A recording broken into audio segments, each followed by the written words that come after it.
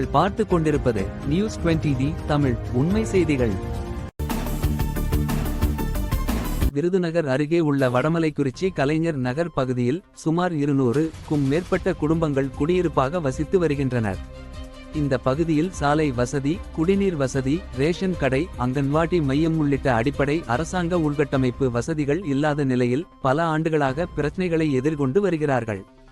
இந்நிலையில் தங்களது கோரிக்கைகள் மீதான அரசு அலட்சியத்தை கண்டித்தும் உடனடி நடவடிக்கை எடுக்க வலியுறுத்தியும் இன்று அஃபெக்டட் பகுதிக்குட்பட்ட பொதுமக்கள் விருதுநகர் மாவட்ட ஆட்சியர் அலுவலகத்திற்கு சென்று திடீரென போராட்டத்தில் ஈடுபட்டனர். போராட்டத்தில் பெண்கள், முதியவர்கள், குழந்தைகள் உள்ளிட்ட பலரும் கலந்து கொண்டனர். எங்களுக்கு குடிநீர் இல்லாமல் வாழ்க்கை கடினமாகியுள்ளது, சாலை வசதியின்றி நோயாளிகளை கூட டாக்டர் பார்க்க அழைத்துச் செல்ல முடியவில்லை என கோஷமிட்டனர். இதனைத் தொடர்ந்து மாவட்ட நிர்வாக அதிகாரிகள் இடைமறித்து சமாதானம் பேசினர். பின்னர் போராட்டக்காரர்கள் மாவட்ட ஆட்சியர் அலுவலகத்திற்குள் அழைத்துச் செல்லப்பட்டு மாவட்ட ஆட்சியரை நேரில் சந்தித்து கோரிக்கைகள் அடங்கிய மனுவை வழங்கினர்.